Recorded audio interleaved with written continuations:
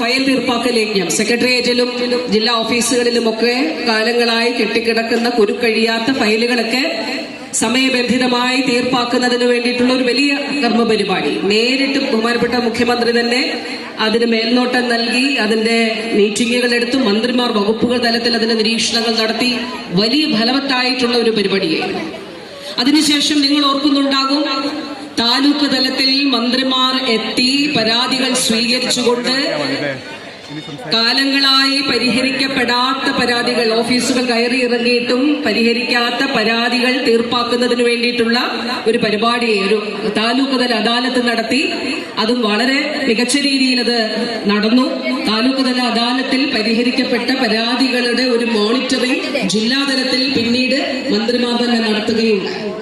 ബഹുമാനപ്പെട്ട മുഖ്യമന്ത്രിയുടെ നേതൃത്വത്തിൽ 4 മേഖലകളിലായി ആ മേഖലകളിലെ ജില്ലകളുടെ വിവിധങ്ങളായിട്ടുള്ള വിഷയങ്ങൾ, അതിൽ കൃത്യമായിട്ടുള്ള പരിശോധനയും അവലോകനവും ചീഫ് സെക്രട്ടറി മുതലുള്ള എല്ലാ ഉദ്യോഗസ്ഥരും ജില്ലാ കളക്ടർമാരും എല്ലാം പങ്കെടുത്ത് നടക്കുകയുണ്ട്.